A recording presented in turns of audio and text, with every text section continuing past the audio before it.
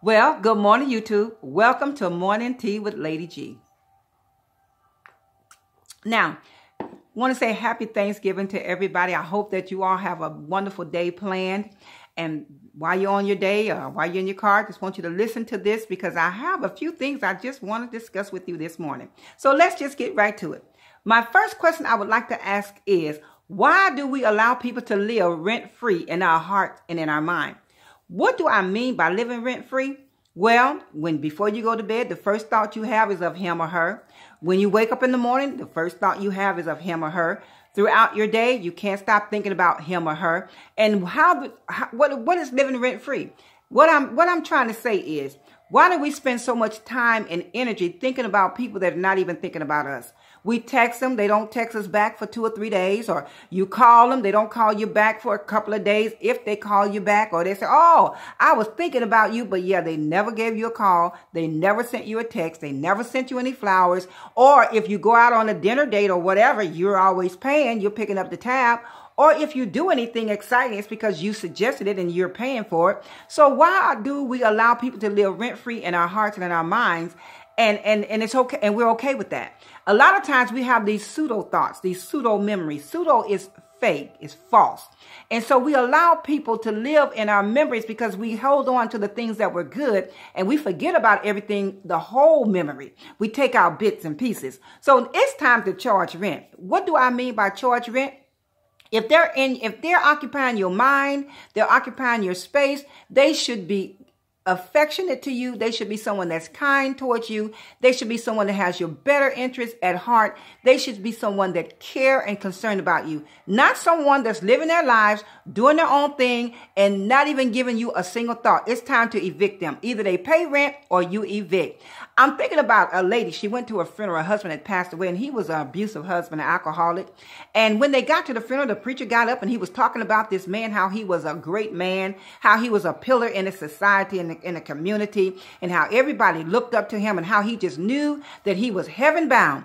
And the mother, she had a few tears, but she looked over at her son, and she said, "Baby," she said, "get up and go look in that coffin." He's like, "Mom, what? Go look at that coffin. I want to see who he's talking about because you're not talking about your dad." And that's what happens. A lot of times we have pseudo memories. We have memories that are really not real. So I want to encourage you to stop allowing people to live rent-free in your heart and in your mind and in your soul. I'm going to tell you, it's time to stop jumping through windows, jumping through hoops for people that will not even walk through the door for you. It's time now to start replacing those thoughts. How do you evict them? You replace those thoughts. Just like you evict a tenant and then you rent to a new tenant. That's how you do with your thoughts. You evict those old thoughts. How do you evict them? By replacing them with new thoughts.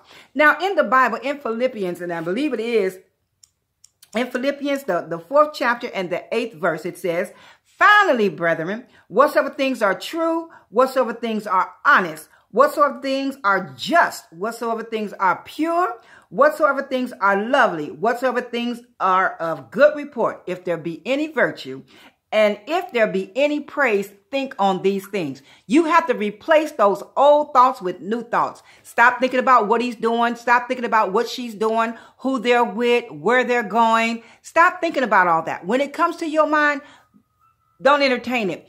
Change your thought pattern. You have to disrupt the pattern. So when those thoughts of him come creeping in your mind, then I want to challenge you to get you a Bible verse. Remember, try to commit to memory at least one Bible verse, a scripture a day.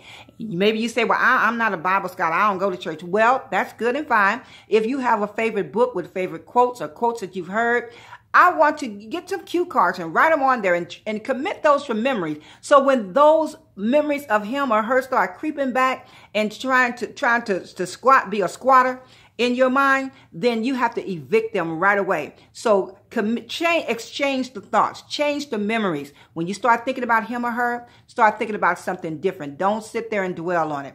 So don't allow people to live rent-free in your heart and in your mind. Stop jumping out of windows for people who won't walk through a door for you. If they're not concerned about you, they're not affectionate towards you, they're not compassionate for you, they're not concerned about you, it's time to evict them. If they're not doing those things, they're not paying their rent, so they need to be evicted. So I just want to encourage you this morning to stop allowing people to live rent-free in your heart and mind. If they're not paying the rent, it's time to evict. Happy Thanksgiving, everybody. Y'all have a blessed and wonderful day. So I'm getting ready to get up and get out of here. But I want y'all to have a blessed day and enjoy your Thanksgiving and delete those old memories. Replace them with new memories. That's how you get through it. So be blessed, be prosperous, eat well, eat healthy, and be happy. Till next time, this has been Lady G with your morning tea. If they don't pay rent, it's time to evict. God bless.